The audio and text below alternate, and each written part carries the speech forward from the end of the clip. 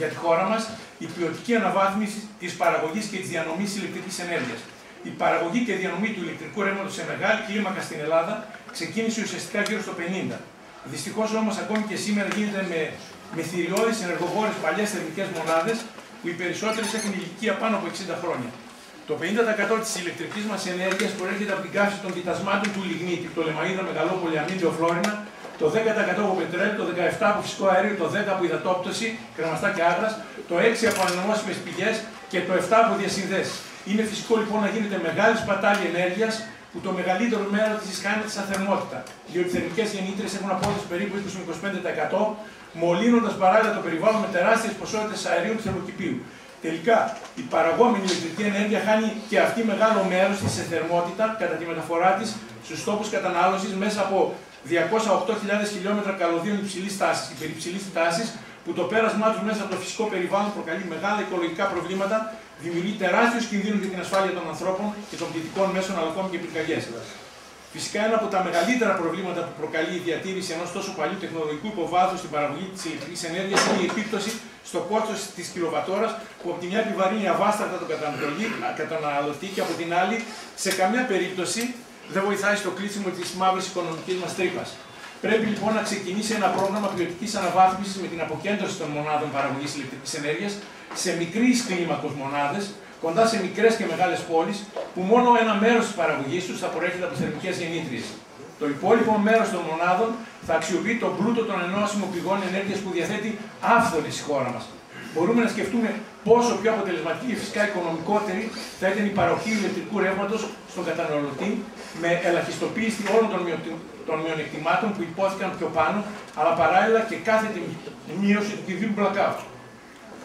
Διότι αν κάποια στιγμή σε μια περιοχή η παραγωγή είναι μικρή, γιατί δεν υπάρχει ήλιος ή αέρας, θα υπάρχουν διασυνδεδεμένες μονάδες παραγωγής σε άλλες περιοχές με περίσσια ήλιου και ανέμου για να συμπληρώσουν ενδεχομένως την έλλειψη. Μόνο όταν δεν υπάρχει καθόλου ήλιος ή αέρας θα μπαίνουν σε λειτουργία οι θερμικές μονάδες.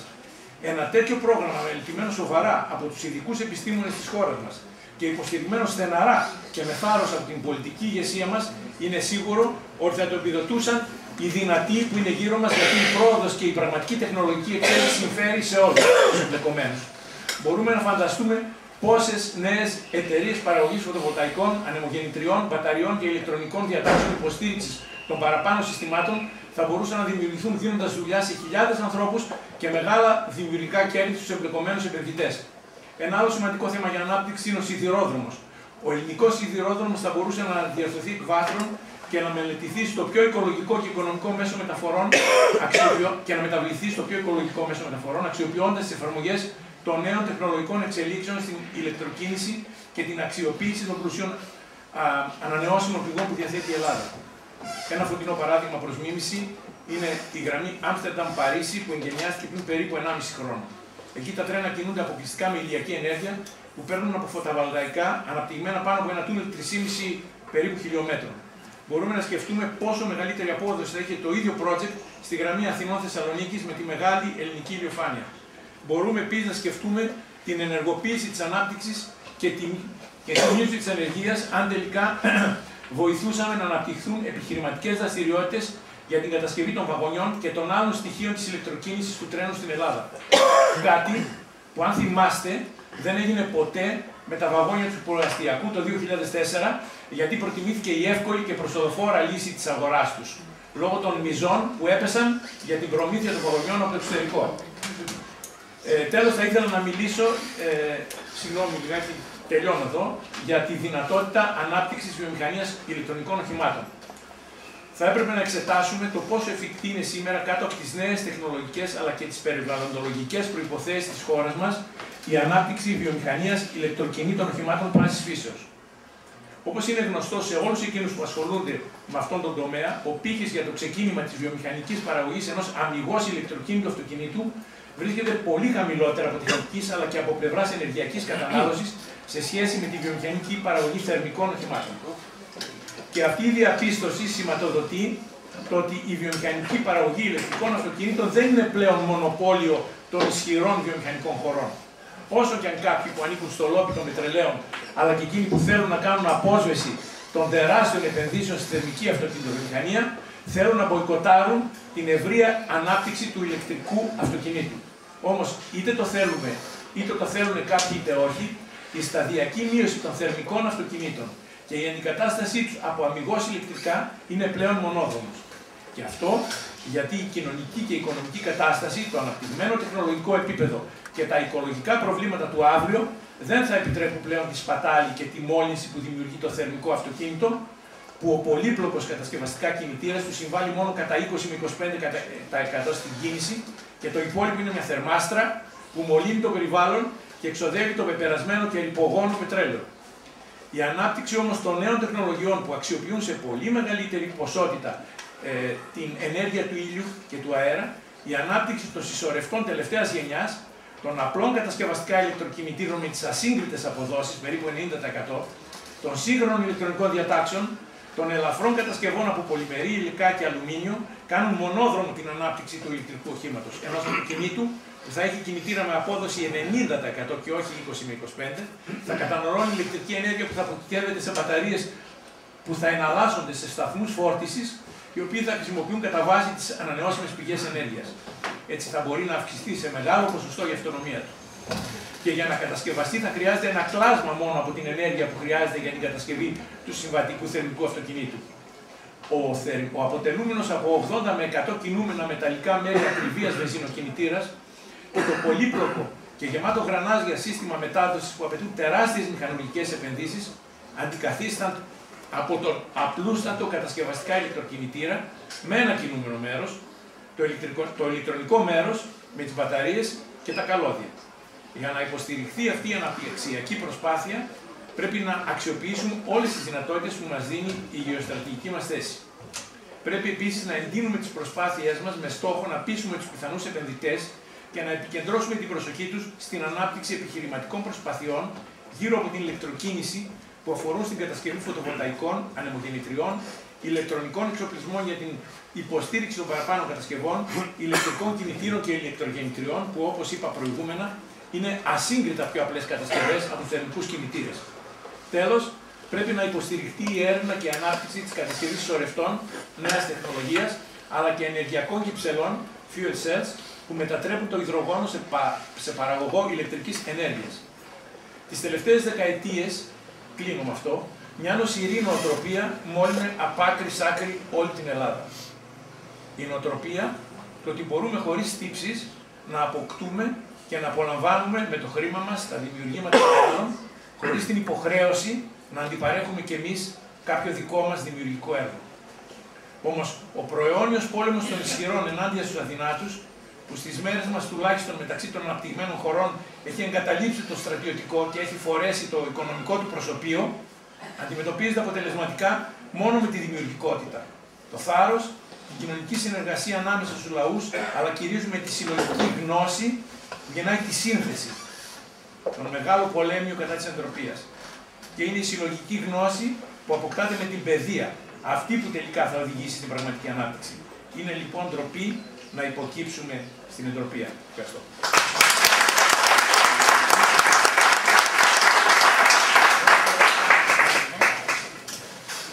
Λοιπόν, ευχαριστούμε όλους τους ομιλητές.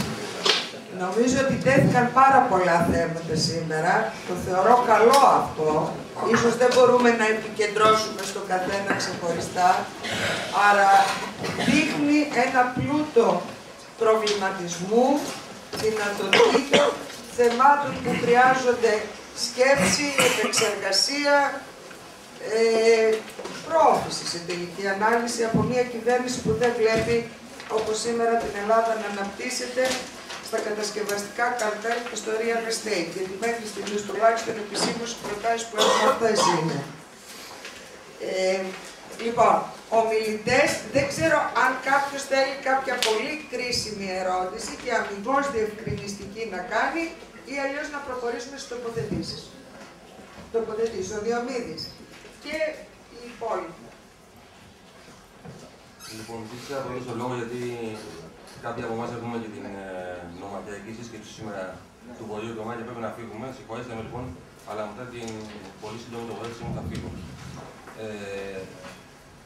αισθάνομαι πολύ χαρούμενος που γίνεται αυτή η συζήτηση σήμερα. Γιατί πιστεύω ότι όλοι μας έχουμε, προκειμένου να πάμε ένα βήμα μπροστά, να αναμετρηθούμε με μια συσσωρευμένη αρνητική εμπειρία 30 χρόνων, 35-40 χρόνων, η οποία δυστυχώς μας καθορίζει όλους μας. Όχι μόνο τους αυτούς, αλλά και τους αριστερούς. Και θα εξηγήσω τι εννοώ. Όλες οι πολύ ενδιαφέρουσες τοποθετήσεις και πολύ πλούσιες κατά τη γνώμη μου, χαρακτηρίζονταν από ένα σημαντικό κοινό χαρακτηριστικό. Και θα το πω έτσι λίγο προβοκατόρικα. Απουσίαζε η λέξη σοσιαλισμός. Κατά την άποψή μου, αυτό δεν είναι αρνητικό, είναι θετικότατο. Γιατί η συζήτηση που κάνουμε σήμερα και τα πιθανά αποτελέσματα από αύριο μια κυβερνητική πορεία ή κινηματική πορεία είναι ο σοσιαλισμός του σήμερα, κατά την άποψή μου. Πρέπει να φύγουμε δηλαδή από τα κούφια λόγια και να περάσουμε στην πράξη. Πρέπει να συγκρουστούμε με αυτό που έχουμε συνηθίσει 30 χρόνια. Και σε αυτό είμαστε πάρα πολύ πίσω. Και πρέπει να έχουμε δεδομένο ότι οτιδήποτε κάνουμε δημιουργικό θα μας πάρει πολύ χρόνο, πολύ κόπο και πολλές θυσίες. Αλλά δεν γίνεται διαφορετικά. Όλοι οι ομιλητές, και εγώ συμφωνώ απόλυτα σε αυτό, μιλήσανε για κάποιο είδους, πώς να το λένε καθαρά, σύγκρουση με τις υπερεθνικές δομές στις οποίες σήμερα ανήκουμε. Κατά εμέ είναι δεδομένο ότι δεν μπορούμε να πάμε μπροστά αν δεν συγκρουστούμε με αυτές τις δομές. Άρα λοιπόν, ο κόπος και το αντί και το σοσιαλιστικό είναι δεδομένο ότι αν πάμε σε μια τέτοια πορεία σύγκρουσης, είναι στην επικαιρότητα. Το παράδειγμα της Κύπρου μας βάζει πολύ βία και εμάς, όχι μόνο γιατί θα το αντιμετωπίσουμε αύριο όπως πιστεύω, μας βάζει πολύ βία και εμάς στην εικόνα του ότι είμαστε τόσο ευάλωτοι σε ένα κέριο αποφασιστικό κτήμα που θα μας καταστρέψει τελείως, ώστε πρέπει από σήμερα να πάρουμε τα μέτρα μας για να κάνουμε κάτι άλλο. Λέω 3-4 πράγματα για να μην μακρηγορώ. Πρώτο κεφάλαιο που πρέπει να αξιοποιήσουμε. Το επιστημονικό μας δυναμικό και την νεολαία. Αν δεν έχουμε πολιτική για αυτό το πράγμα να κρατήσουμε τον κόσμο εδώ, να δουλέψει για τη χώρα, το έχουμε χαμένο το πράγμα. Ήδη χάνουμε καθημερινά, αιμορραγούμε με τρόπο που πρέπει να σταματήσει. Δεύτερον, πρέπει να πούμε ξεκάθαρα ότι αν δεν παράξουμε και αν δεν τίνουμε στην αυτοδυναμία της χώρας, δεν κάνουμε τίποτα. Και το λέω αυτό γιατί η αριστερά έχει μεγάλο πρόβλημα σε αυτό. Υπάρχουν έντονες διαφωνίες εντός μας σχετικά με αυτό το θέμα. Τρίτον, η άκουσα τάξη της χώρας και η οικονομική ελίτ πρέπει να κατανοήσουμε ότι όντας εμπόδιο όλα αυτά τα χρόνια, πρέπει να συγκρισκούμε μαζί της με τον πιο ριζικό τρόπο. Δεν γίνεται διαφορετικά.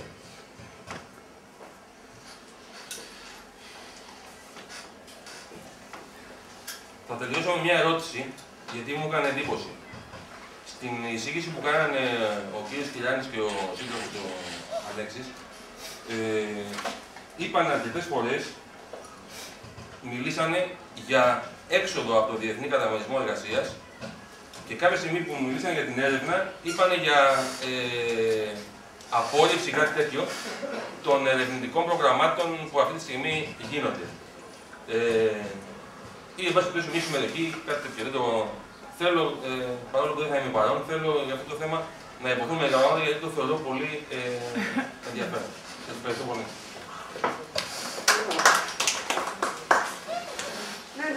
Εγώ ήθελα να κάνω ένα προβληματισμό στενά στο θέμα της ανακοίνωσής σας, δηλαδή το θέμα της παραγωγικής ανασυγκρότησης και στις τεχνοκρατικές απόψεις που ανέπτυξαν οι κύριοι ομιλητές, αλλά ένα γενικότερο προβληματισμό για τα θέματα που ανέδειξε η κρίση και για τη δυνατότητα εξόδου από αυτήν. Είναι γεγονός ότι η κρίση είχε και την εξής θετική εξέλιξη. Να αναδειχθούν οι παθογένειες οι οποίες δημιουργήθηκαν σε όλο το διάστημα από την μεταπολίτευση και μετά. Και να αντιληφθεί ο κόσμος αυτές τις παθογένειες και να θέλει να αντιμετωπίσει και να εκδηλωθεί απάνω σε αυτές τις παθογένειες. Απόδειξη είναι η αλλαγή του πολιτικού σκηνικού που έγινε, όπως έδειξαν οι τελευταίες εκλογές. Δηλαδή τα κόμματα που διαχειρίστηκαν, ας πούμε, τις πολιτικές κατά 40 περίπου, υποβιβάστηκαν στις εκλογές στο ίμιση περίπου της δύναμής τους και όπως δείχνει και δημοσκοπήσεις ακόμα παρακάτω από το ίμιση. Ο ΣΥΡΙΖΑ ασφαλώς αποτελεί μία δύναμη, κάτι το καινούριο με την εξής έννοια, ότι ενώ ας πούμε ήταν μία δύναμη που εκπροσωπούσε ένα 4%, ήδη διεκδικεί την εξουσία, εξαρτημένη. Όμως υπάρχει η εξής αδυναμία τώρα στη σημερινή πραγματικότητα. Η πλειοψηφία του κόσμου δεν έχει πιστεί ως προς τα σχέδια που αναπτύσσουν οι πολιτικές δυνάμεις για την έξοδο από την κρίση και τις προτάσεις που αναπτύσσουν. Θα ήθελα να αναφέρω ένα συγκεκριμένο θέμα που πιστεύω ότι είναι κομβικό. Το θέμα της φοροδιαφυγής. Όλοι μιλάνε βέβαια για διαφορά και πιστεύω ότι η μεστριπτική πλειοψηφία του ελληνικού λαού, ακόμα και εκείνοι οι μικροελεύθεροι επαγγελματίες, οι οποίοι και αυτοί είναι μέσα στο παιχνίδι της φοροδιαφυγής και στο χώρο της φοροδιαφυγής, και εκείνοι δεν θα θέλαν, γιατί βλέπουν τώρα ότι στην κρίση ότι ένας που έχει ένα μικρό μαγαζί και αυτός ζημιώθηκε. Διότι όταν ο συνταξιούχος, ο οποίος επλήγει, ή ο μισθωτός, είτε του δημοσίου είτε του δημοτικού, επλήγησαν και αυτοί διότι δεν έχουν να ψωνίσουν τίποτα. Η φοροδιαφυγή λοιπόν είναι ένα θέμα που πλήττει τη συντριπτική πλειοψηφία του ελληνικού λαού. Εκτός από τους φοροφυγάδες και αυτούς που αποθέτησαν τα λεφτά τους σε φορολογικούς παραδείσους. Δεν μας αναπτύσσουν το σχέδιό τους. Θα σας αναφέρω λοιπόν ένα παράδειγμα. Ένας ευρωβουλευτής, όχι Έλληνα, αμέσως από την αρχή, ο οποίος έχει βέβαια μιλήσει κατ' επανάληψη υπέρ της Ελλάδος, τον οικολόγο, ο κύριος Κομπεντή, είχε προτείνει το εξής. Η Ελλάδα να ζητήσει από την αρχή, το είχε πει, της κρίσης, να ζητήσει να την δώσουν τα ευρωπαϊκά κράτη τις καταθέσεις των Ελλήνων μεγαλοκαταθετών για να μπορέσει να φορολογήσει και να εισπράξει έσοδα από αυτό το πράγμα και να εγγυηθούν τα σύνορά της οι δημοκρατικές ή οι ευρωπαϊκές δυνάμεις, ώστε να παρασχεθεί η ευκαιρία στην Ελλάδα να μειώσει τις στρατιωτικές της δαπάνες. Εγώ δεν είδα, δεν ξέρω αν κανείς από εσάς είδε Έλληνα ευρωβουλευτή ή κυβερνητικό παράγοντα να προτείνει αυτό το συγκεκριμένο πράγμα. Ήτανε τουλάχιστον να το προτείνει και να το παλέψει. Δεν λέω ότι θα έσπευταν οι ευρωπαϊκές δυνάμεις να το αποδεχτούν, αλλά δεν είδα να μου πει κανένας εξημών το είδε αυτό το πράγμα, να το πει. Κανένας λοιπόν από την Ελλάδα δεν, σε αυτά τα δύο συγκεκριμένα θέματα που θα έδιναν λύση, και παρουσιάστηκε να το θέσει στο Ευρωκοινοβούλιο ή στο Eurogroup ή όπου θα μπορούσε να το παλέψει και να το θέσει αυτό το πράγμα. Θα ήθελα να φέρω και ένα πρόγραμμα, το οποίο δυστυχώς δεν με έπεισε και ο ΣΥΡΙΖΑ, ένα τώρα με την κρίση της Κύπρου. Ένα άλλο παράδειγμα να αναφέρω.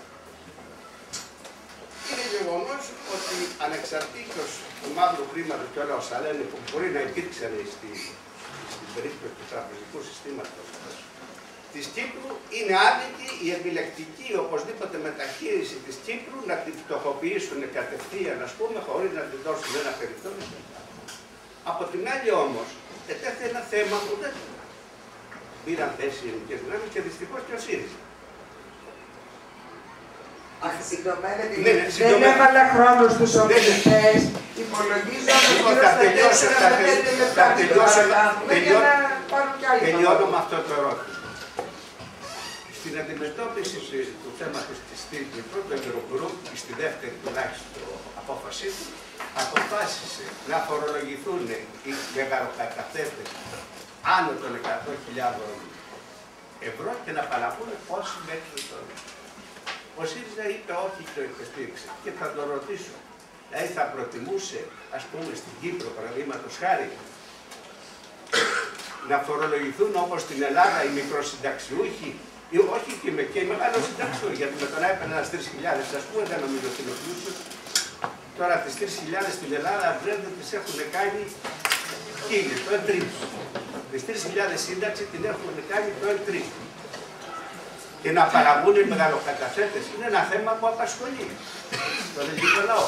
Θα έπρεπε να γίνει αυτό το μέτρο να φορολογηθούν οι άνω των 100.000 καταθέτες. Είναι θέματα λοιπόν που πρέπει οι πολιτικές δυνάμεις, συμπεριλαμβανομένοι και του ΣΥΡΙΖΑ, να μας απαντήσουν και να ξέρουμε να αντιμετωπίσουμε και οι απλοί ψηφοφόροι, η μοίρα μας. Λοιπόν, θα ήθελα μία παράκληση. Η συζήτηση είναι τελείως ανοιχτή, να πείτε οποιοδήποτε θέμα. Δεν την κλείνουμε ποτέ. Αλλά σήμερα έχει μία συγκεκριμένη θεματολογία. Ναι. Όχι, δεν είπα αυτό. Θα ήταν καλό όλες οι παρατηρήσεις. Μπορούμε να επανέλθουμε και με συζητήσεις και για επιμέρους θέματα και για το Κυπριακό κτλ. Εδώ είμαστε, δεν πρόκειται να δούμε. Δεν θα τα λύσουμε όλα σήμερα, αυτό λέω. Λοιπόν, όχι, ο Θανάσης. Σας σημείωσα. Λοιπόν, σύντροφοι, θέλω να πω και εγώ να συγχαρώ δηλαδή και για την ποιότητα και για την πρωτοβουλία. Τη σημερινή συγκέντρωση προσωπικά πιστεύω ότι το κορυφαίο ή ένα από τα δύο κορυφαία πράγματα, όχι μόνο για να είμαστε επιτυχείς αν πάρουμε την εξουσία, αλλά και για να την πάρουμε, είναι το κατά πόσο αποδεικνύουμε ότι έχουμε σχέδιο. Άρα εδώ νομίζω θέλω να τονίσω 2-3 θέματα τα οποία υπονοούσαν οι εισηγητές, αλλά φοβάμαι δεν τα έχουμε πάντα στο μυαλό μας. Και όταν μιλάμε με τον απλό τον κόσμο, δεν λέμε τις βασικές θέσεις οι οποίες είναι εξαιρετικές, έστω και αν είναι γενικές του προγράμματος του ΣΥΡΙΖΑ, και διαφεύγουν πολλές φορές από τη συζήτηση με τον απλό πολίτη, επειδή εμείς θεωρούμε δεδομένες. Δηλαδή, λέξη κλειδιά, δημοκρατικός προγραμματισμός. Αυτό εμείς το θεωρούμε ότι είναι δεδομένο. Αλλά ο πολίτης δεν έχει συνειδητοποιήσει ότι αυτό που λέμε εμείς δημοκρατικός προγραμματισμός είναι ακριβώς, βρίσκεται στον αντίποδα του νεοφιλελευθερισμού που δουλεύει αυτή τη στιγμή. Δηλαδή κάθομαι, σχεδιάζω, κοιτάω τα ανταγωνιστικά πλεονεκτήματα της χώρας, βλέπω τα προτερήματα, βλέπω τις δυνάμεις που έχω, κοιτάω την εχώρια προστιθέμενη αξία. Αυτό είναι μια δεύτερη λέξη κλειδί, την οποία την ξεχνάμε και πολλές φορές πέφτουμε και εμείς σε λάθος. Δηλαδή, ναι, να προωθήσουμε τις ήπιες μορφές ενέργειας. Τι να τις κάνω εγώ τις ήπιες μορφές ενέργειας, αν μέχρι και τη βίδα της ανεμογεννήτριας τις φέρνουμε από την Ισπανία και τη Γερμανία, ή το 80% των φωτοβολταϊκών τα φέρνουμε από την Ισπανία, από τη Γερμανία. Άρα, ο δημοκρατικός προγραμματισμός είναι ακριβώς αυτό. Ο νεοφιλελευθερισμός λέει, μα αυτά τα κανονίζει η αγορά. Η αγορά αποδείχθηκε και παγκόσμια, ιδιαίτερα και στην Ελλάδα, που υπάρχει το πρόσθετο μεταπρακτική ιστορία της αστικής τάξης και όπως εφαρμόστηκε το νεοφιλελεύθερο μοντέλο, πώς έχει λύσει αυτά τα προβλήματα της ανάπτυξης. Θέλω να πιάσω μια άλλη λέξη κλειδί, την οποία πολλές φορές είναι βαθιά μέσα στο πρόγραμμά μας, αλλά δεν την τονίζουμε. Τα συμπλέγματα που αναφέρθηκαν, τα 5 συμπλέγματα, αλλά και η αλυσίδα αξίας.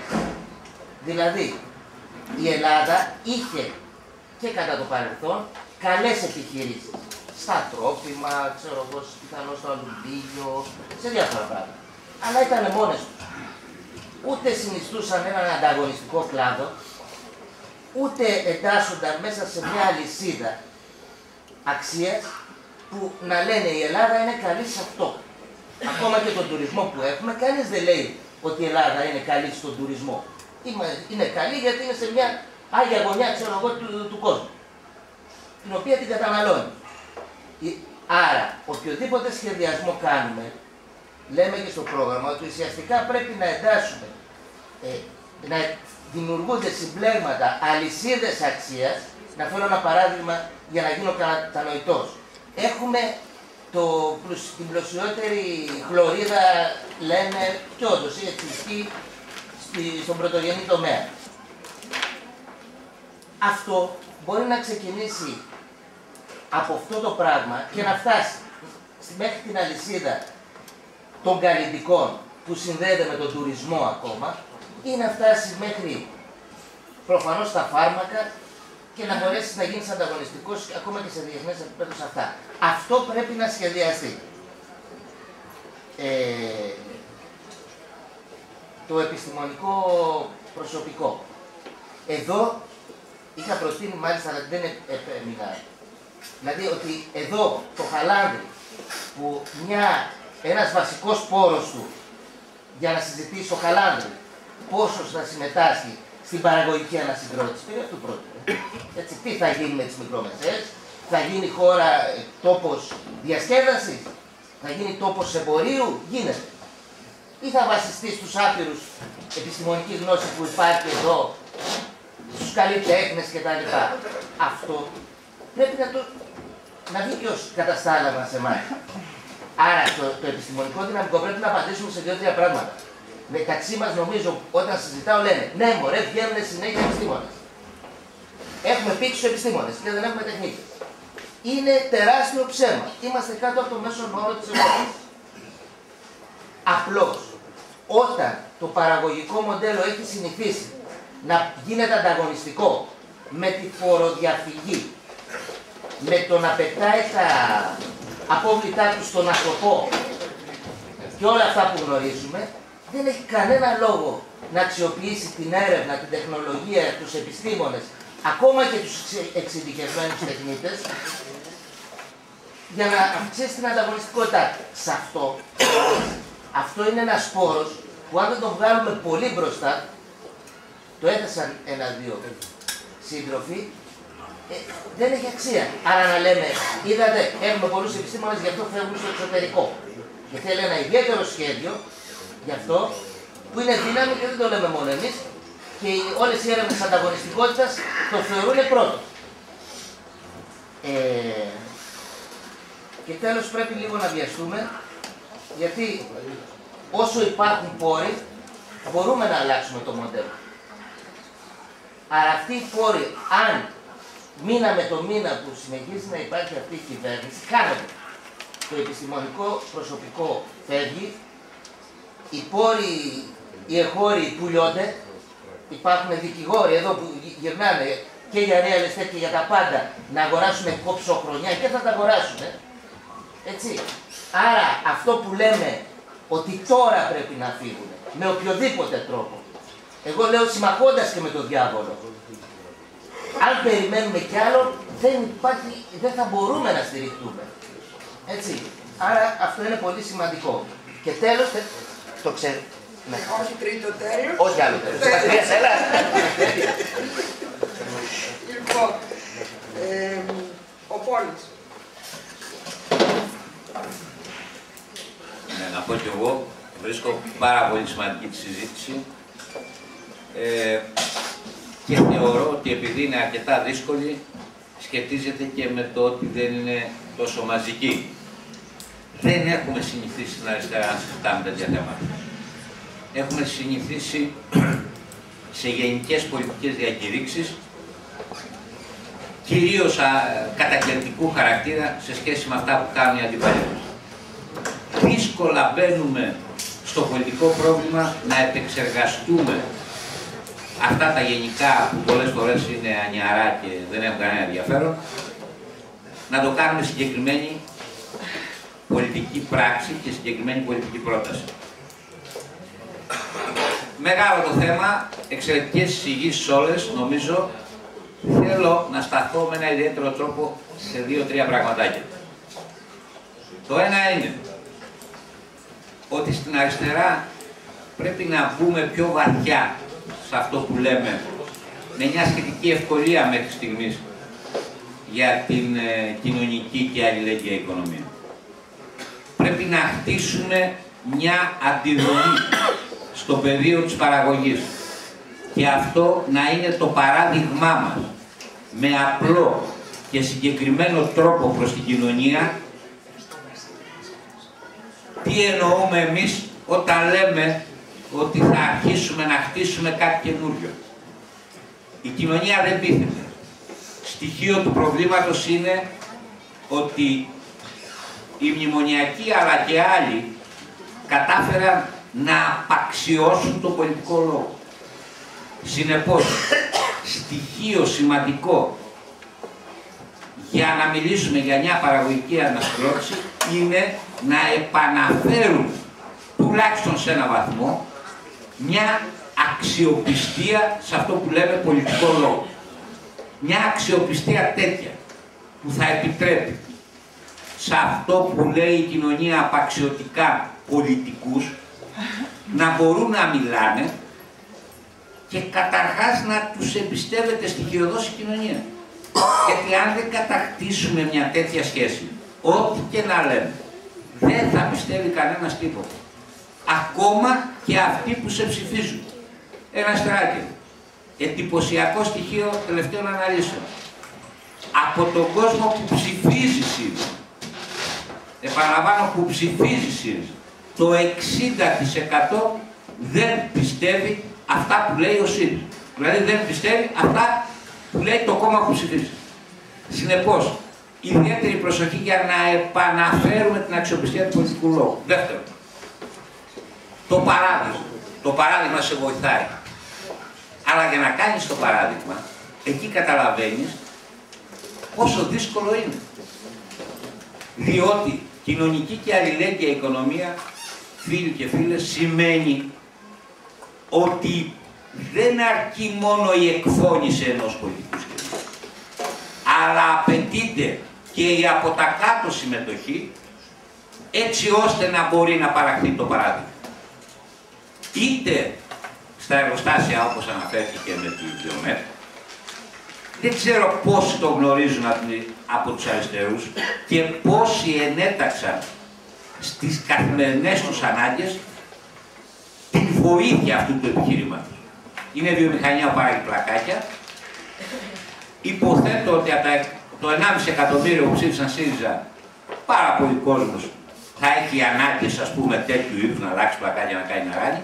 Δεν ξέρω όμως πόσοι πρακτικά κινήθηκαν για να αγοράσουν, ας πούμε, τα πλακάκια που χρειαζόντουσαν, να κινήθηκαν σε αυτή την κατεύθυνση έτσι ώστε να βοηθήσουν αυτό το παράδειγμα. Δύο παραδείγματα που κατά τη γνώμη μου συμπυκνώνουν και τη δυσκολία του επιχειρήματος. Το ένα είναι στον αγροτικό τομέα, το άλλο είναι στο χρηματοπιστωτικό. Στον αγροτικό τομέα, το θέμα της βιολογικής γεωργίας. Ήμουν χρόνια νομικός σύμβουλος στη ΔΙΟ. Κάτι παραπάνω από νομικό σύμβουλο. Σε μία ερώτηση, σε μία έκθεση βιολογικών προϊόντων που κάναμε κάθε χρόνο, ένας υπουργός τότε της δεξιάς ήρθε και είπε: ρε παιδιά, πείτε μας κάτι συγκεκριμένο, αν μπορούμε να το κάνουμε. Δεν είναι αυτό που λείπει όταν μιλάμε για παραδείγματα στην κοινωνία. Δεν είναι ένα πράγμα που μπορεί κάποιος για κάποιο λόγο να πάρει μια απόφαση και να το κάνει. Αυτό όλο το σημαίνει. Η βιολογική γεωργία είναι μια αντίληψη και ένας τρόπος παραγωγής προϊόντων που έχει πολλά επίπεδα. Έχει τη σχέση σου με τη φύση, που δεν τη βλέπεις μόνο με μια εκμεταλλευτική αντίληψη, όπως η λογική του κέρδους. Έχει το μικρό που αναφέρθηκε, δεν πάει δηλαδή στις λογικές των λατιφούντιων και των χιλιάδων στρωμάτων κτλ. Είναι μικρό και στον τρόπο που καλλιεργεί και στον τρόπο που παράγει και στον τρόπο που διατίθεται και συνεπώς εισάγει έναν καταναλωτή με διαφορετικές απαιτήσεις και διαφορετική σχέση με τον παραγωγό και τέλος δημιουργεί συνδυαστικά δυνατότητες να παραχθεί ένας τουρισμός, για παράδειγμα στις Κυκλάδες ή το καλοκαίρι ή στην Ήπειρο το χειμώνα, συνδυαστικά, που μπορεί να καταγράψει ολόκληρες περιοχές, όχι μόνο για τον ήλιο και για την θάλασσα, αλλά και για το τρόφιμο. Φανταστείτε το μέσο Γερμανό, Άγγλο, δεν ξέρω, Αμερικάνο και ποιον άλλο. Ναι. Εντάξει, τελειώνω.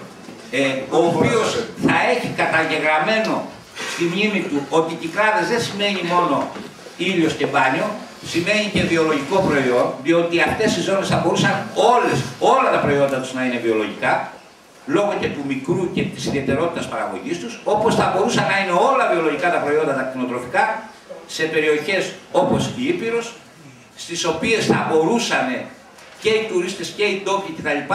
Να εθιστούν σε ένα διαφορετικό τρόπο. Κλείνω με το δεύτερο παράδειγμα που είναι ακόμα πιο σκληρό. Το θέμα το χρηματοπιστωτικό. Ποια είναι η εναλλακτική μας θέση για τις τράπεζες? Καμία. Μιλάμε γενικώς και αορίστως. Υπάρχουν παραδείγματα εναλλακτικών τραπεζών. Λέω ένα πολύ κλασικό για όσους ασχολούνται με αυτά τα θέματα. Banca Etica. Banca Etica στην Ιταλία. Η μόνη τράπεζα που το 2008, το 9 και το 10 που αντιμετωπίζανε όλες οι τράπεζες προβλήματα με τα τοξικά ομόλογα, δεν είχαν τοξικά ομόλογα. Δεύτερον, τράπεζες που δεν εξαγοράζουν, δεν εμπλέκονται με τους παραγωγούς στη διαπλοκή κτλ. Γιατί? Γιατί η σχέση του με τον καταθέτη είναι πολύ συγκεκριμένη. Δεν καταθέτεις χρήματα γενικώς και αόριστος. Στις κλασικές τράπεζες τι κάνουν? Καταθέτουμε χρήματα. Κανένας δεν μας ρωτάει, δεν ξέρουμε πού πάνε. Ό,τι θέλουν τα κάνουν.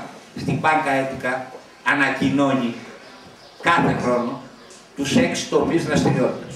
Από την ενέργεια, την αγροτική παραγωγή, άλλες παραγωγές.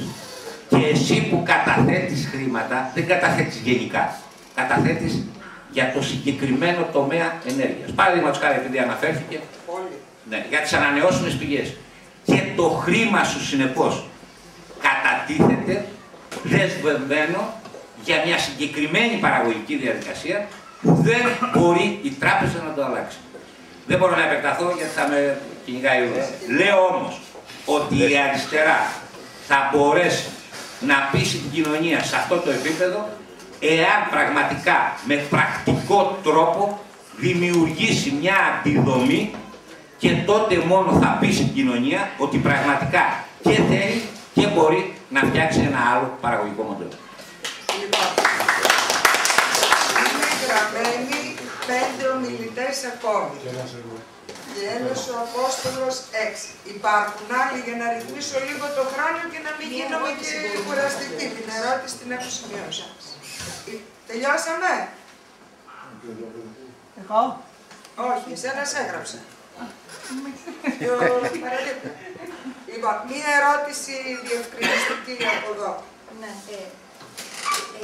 όχι, δεν χρειάζεται. Ήθελα να ρωτήσω, επειδή δεν άκουσα, τον κύριο Κυράνη δηλαδή, όλα αυτά τα πράγματα για την ανασυγκρότηση κλπ.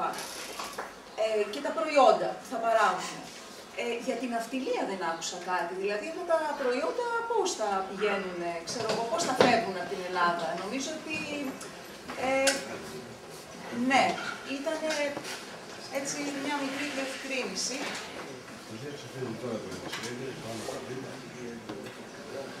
Και μπορώ να κάνω και στον κύριο, μπορώ και στον κύριο να κάνω μια ερώτηση. Καταρχήν μου άρεσε πάρα πολύ.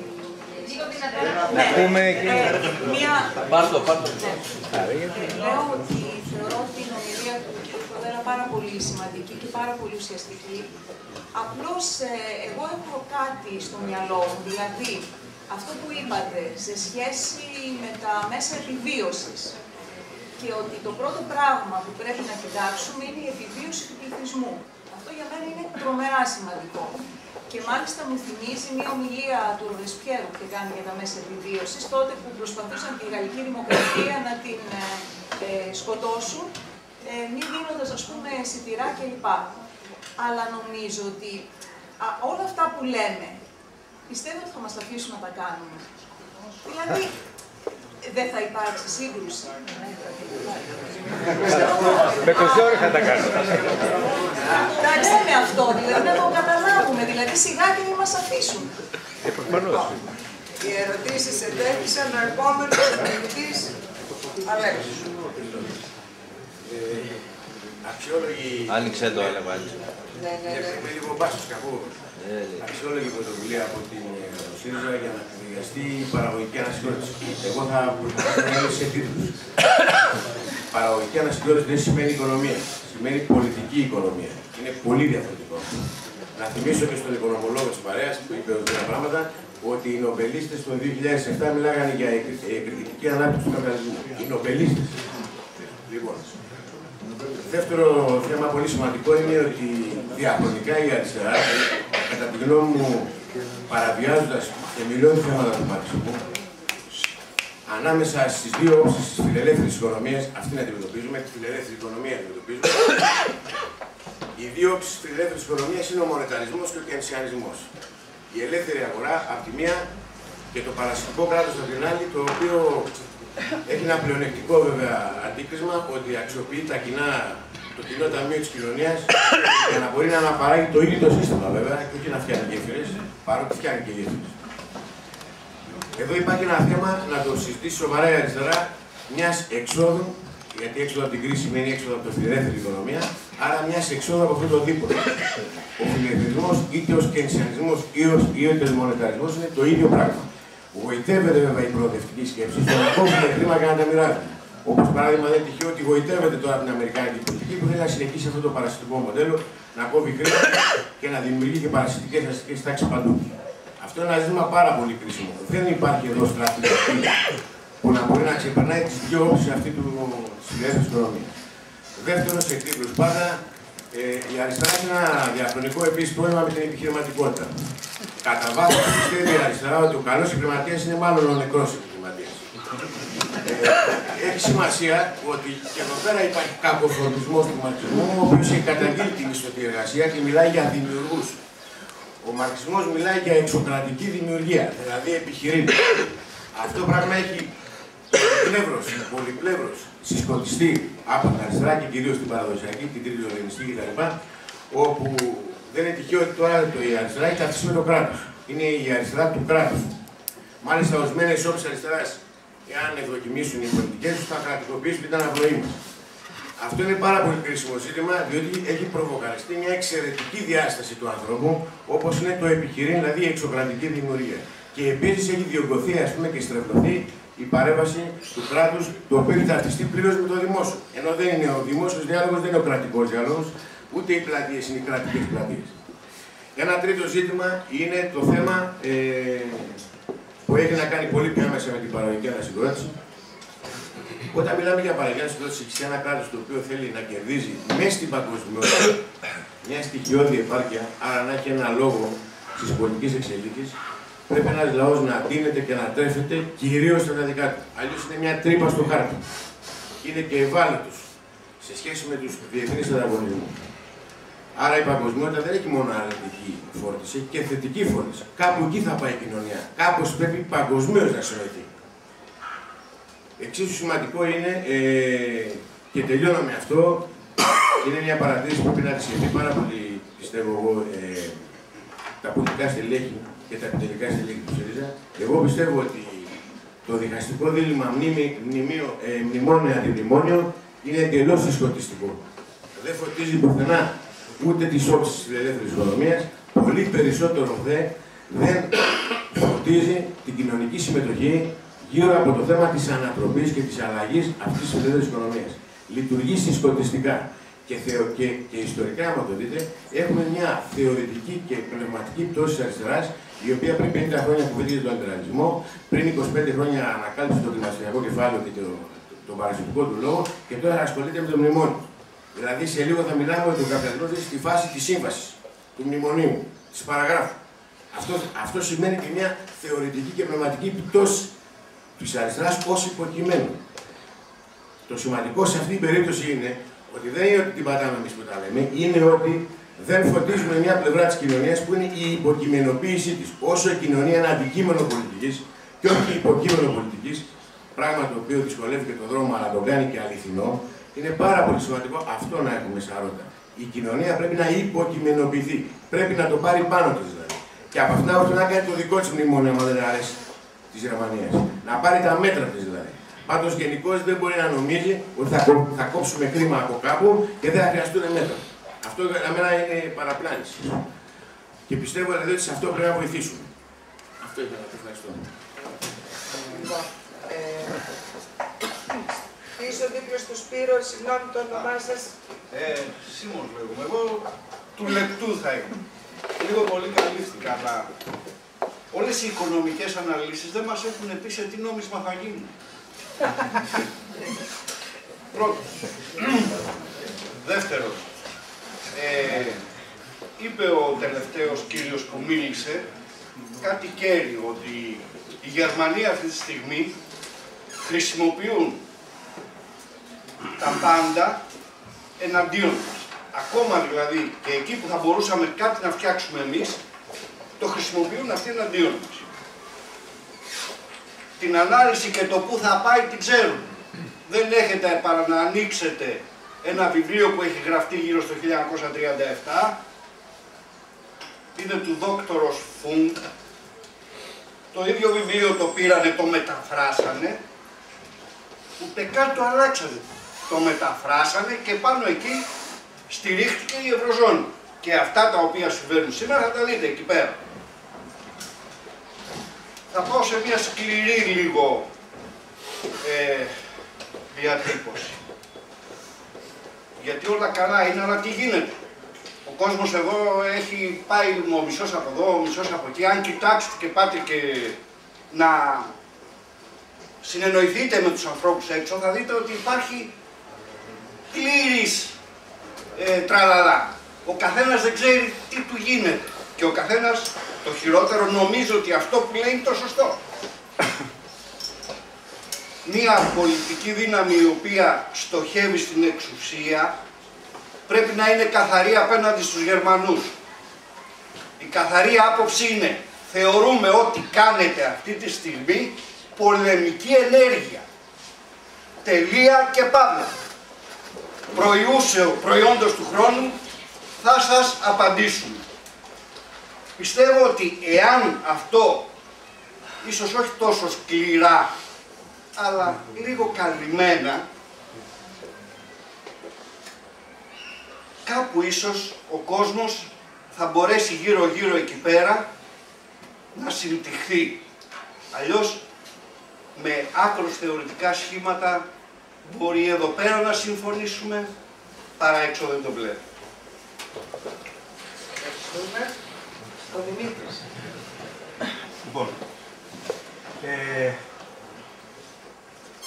φαντάζομαι ότι... Εντάξει. Δεν είπαμε καταρχήν πώς φανταζόμαστε την οικονομία της Ελλάδος με μια κυβέρνηση ΣΥΡΙΖΑ. Φανταζόμαστε μέσα ή έξω από το διεθνή καταμερισμό της εργασίας. Δεν νομίζω ότι μπορούμε να τη φανταστούμε έξω από το διεθνή καταμερισμό της εργασίας. Ακόμα και χώρες που τις θεωρούμε έξω, όπως η Κούβα, η Βόρεια Κορέα. Είδαμε τον πρόεδρο της Κορέας, τον Κιμ, μπροστά σε ένα iMac. Δεν νομίζω ότι μπορεί να τεθεί ποτέ τέτοιο ζήτημα. Το διευκρινίζουμε αυτό το πράγμα. Έχω μπροστά μου κάποια στοιχεία εδώ από την Eurostat που δείχνουν τη διάρθρωση του προϊόντος των χωρών της Ευρώπης και της Ελλάδος και διάφορες άλλες. Βλέπω ότι η Ελλάδα υπολείπεται κατά πολύ, οποιοδήποτε μπορεί να τα δει αυτά τα στοιχεία, υπολείπεται κατά πολύ σαν μερίδιο στο προϊόν της στη βιομηχανία, μάλλον στη μεταποίηση. Η Ελλάδα δεν έχει μεταποίηση. Η Ελλάδα έχει πάρα πολύ εμπόριο, μεταφορές και επιχειρήσεις διατροφής κτλ. Υπηρεσίες δεν έχει. Όταν λέμε δεν έχει υπηρεσίες, τι δεν έχει υπηρεσίες? Δεν έχει υπηρεσίες εξειδικευμένων επιστημόνων, επιστημονικές υπηρεσίες. Είναι στις ευρωπαϊκές χώρες το 10% είναι professional, science, technical and support services. Εμείς έχουμε ένα 5%. Είναι υπηρεσίες γιατρών, δικηγόρων, μηχανικών, εξειδικευμένων επιστημόνων. Εκεί υστερούμε. Στη μεταποίηση υστερούμε. Έχουμε έναν αγροτικό τομέα διπλάσιο, συνεισφέρει διπλάσια από ότι ακόμα και σε αγροτικές χώρες όπως η Δανία ή η Ολλανδία, και έχουμε ένα μεγάλο ποσοστό σε real estate, τέλος πάντων. Οι προλαλήσαντες μίλησαν για την παραγωγή σε μικρή κλίμακα. Ότι είναι ένα χαρακτηριστικό του τόπου μας. Πράγματι, η Ελλάδα είναι ο παράδεισος του μικρού. Αλλά η μικρή κλίμακα δεν είναι μια ελληνική ιδιαιτερότητα. Η μικρή κλίμακα ήταν μια παγκόσμια ιδιαιτερότητα. Όλη η Ευρώπη του 18ου, του 17ου, του 18ου αιώνα ήταν παραγωγή σε μικρή κλίμακα. Υπήρχαν μανιφακτούρες, υπήρχαν τεχνίτες, υπήρχαν πόλεις κράτη, έτσι, η Φλωρεντία ήταν πολύ κράτος. Αυτό το μοντέλο όμως ήρθε ο καπιταλισμός και το υπερεύει. Ο καπιταλισμός είναι μια υπέρβαση της παραγωγής σε μικρή κλίμακα.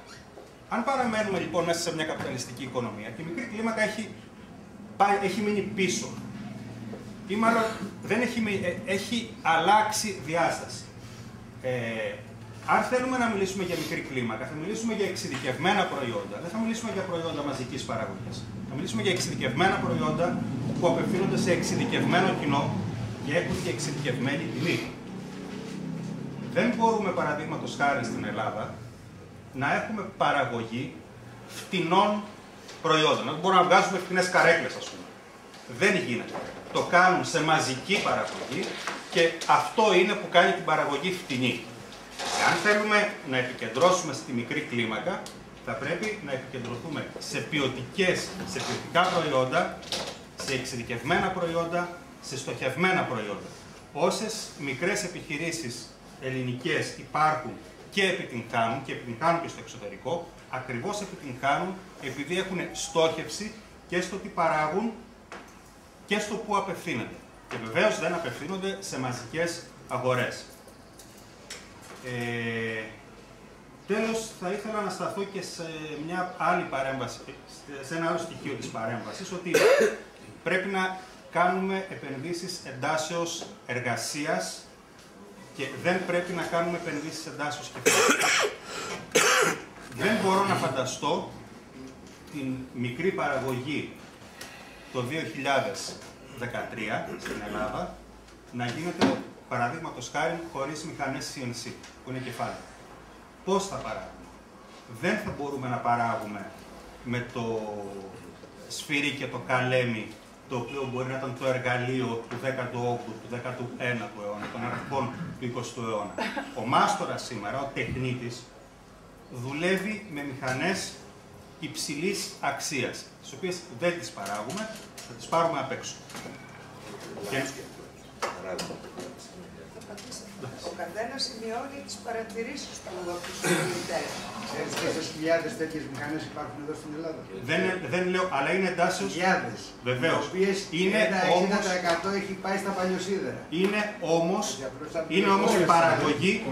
όμως παραγωγή έντασης κεφαλαίου και έντασης γνώσης.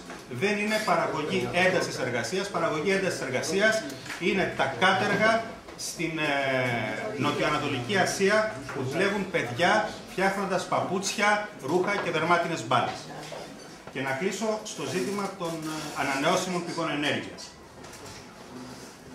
Ναι, μπορούμε και είναι επιβεβλημένο να αναπτύξουμε τις ανανεώσιμες πηγές ενέργειας, όχι φυσικά εις βάρος της παραγωγής. Αυτό που είπε ο σύντροφος Κοδέλας για τον εκμαυλισμό των αγροτών που διαθέτουν παραγωγική γη για να καρπούνται προσωπικά εντελώς υπεραξίες τις οποίες εμείς πληρώνουμε μέσω των φωτοβολταϊκών, πρέπει με κάποιον τρόπο να το σταματήσουμε. Αλλά να έχουμε και υπόψη ότι είναι αδύνατον να στηρίξουμε εμείς παραγωγή ανανεώσιμων πηγών ενέργειας, δηλαδή τι εννοώ. Δεν μπορούμε να φτιάξουμε φωτοβολταϊκά. Τελεία. Μπορούμε να φτιάξουμε φωτοβολταϊκά πλαίσια όπως φτιάχναμε ηλιακούς θερμοσύφωνες. Οι ψέλες που τις αγοράζουμε με το κιλό, με τον τόνο μάλλον, από την Κίνα, μην γελιόμαστε, δεν θα φτιάξουμε. Πρέπει να φτιάξει ένα εργοστάσιο που απασχολεί 50.000 εργάτες και μάλλον αυτό δεν ταιριάζει με την μικρή κλίμακα που θέλουμε, μάλλον που μπορούμε να αναπτύξουμε. Αυτά. Τα ολίγα, αν και θα μπορούσαμε να μιλάμε για ώρες, για μέρες. Λοιπόν, εγώ χαίρομαι που το κλίμα ζεσταίνεται. Είναι προφανές και το είπα και στην αρχή. Μην περιμένετε ότι σήμερα όλα αυτά τα θέματα θα διερευνηθούν. Ας πούμε όμως, ό,τι έχει ο καθένας στο μυαλό του είναι χρήσιμο. Ακόμη και ο διάλογος και την παράθεση είναι χρήσιμο. Η Βάλια. Λοιπόν, εγώ θέλω να εκφράσω τη χαρά μου και μια αισιοδοξία που έχω. Μικρόφωνο. Παρακαλώ. Άνοιξε. Και πιο κοντά βάλια. Λοιπόν, θέλω να εκφράσω τη χαρά μου και μια αισιοδοξία που αρχίζει έτσι λίγο να με κατακλείζει, αρχίζω να έχω.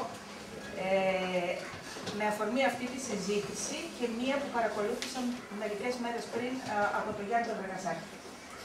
Και αυτό το οφείλω να του πω εδώ στους φίλους μου που είμαστε αριστεροί χρόνια, γιατί με ακούνε και χρόνια να γκρινιάζω για το ΣΥΡΙΖΑ, για τη ρητορική του και να είναι με το δάκτυλο στη σκανδάλη πολλές φορές. Θα ήθελα να πω γενικά ότι η αριστερά, σαν κίνημα, όταν ξεκίνησε και άρχισε να δημιουργείται στην αρχή του 20ου αιώνα, ταυτιζόταν με το καινούριο και την πρόοδο. Στην πορεία έπαθε διάφορες αγκυλώσεις κτλ. Τις οποίες σε έναν βαθμό τις κουβαλάμε ακόμη. Εγώ θεωρώ ότι η αριστερά του 21ου αιώνα πρέπει να απαλλαγεί από προηγούμενες αγκυλώσεις και δόγματα που δεν οδήγησαν πουθενά και θα πρέπει να αναδείξει το καινούριο. Και αυτό διαφάνηκε έτσι σε μένα μέσα από τις τοποθετήσεις που άκουσα σήμερα και έτσι έχω αρχίσει και ακούω παρακολουθώντας, ας πούμε, την δουλειά που γίνεται στο ΣΥΡΙΖΑ. Άρα, ειδικά ζητήματα θα ήθελα να επιμείνω και εγώ λίγο στο εξής. Όσον αφορά τις επενδύσεις, της μικρής κλίμακας, έτσι, που είναι ζωτικής σημασίας, καμία αντίρρηση, δεν νομίζω ότι ποτέ μπορούμε να αποκλείουμε και επενδύσεις μεγάλης κλίμακας. Για παράδειγμα, λιμάνια. Η θέση της Ελλάδας, δηλαδή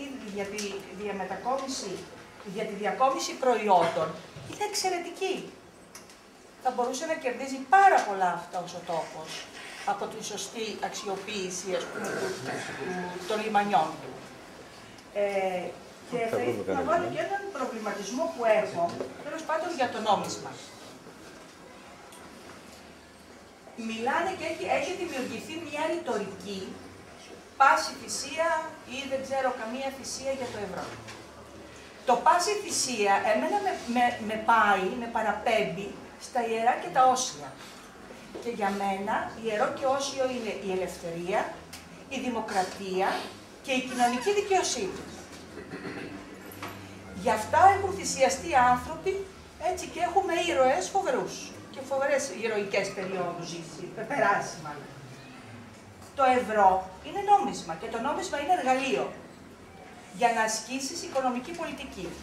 Και φυσικά θα πρέπει να κάνεις επιλογή σε κάθε φάση που βρίσκεται η οικονομία σου και η γενικότερη, έτσι, κατάσταση, μια και είμαστε πια διαπλεκόμενοι και παγκοσμιοποιημένοι, θα πρέπει να εξετάσεις αν παραμένεις εκεί ή όχι. Αλλά παιδιά, μην του κάνουμε ιερό και όσιο. Δηλαδή, νομίζω ότι δημιουργούμε λάθος άποψη στον κόσμο, ας πούμε, για το τι πρέπει να προστατεύσει.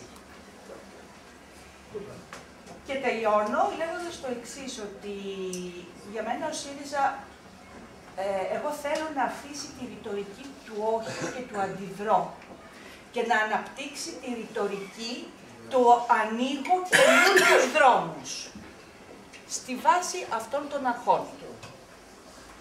Ευχαριστώ.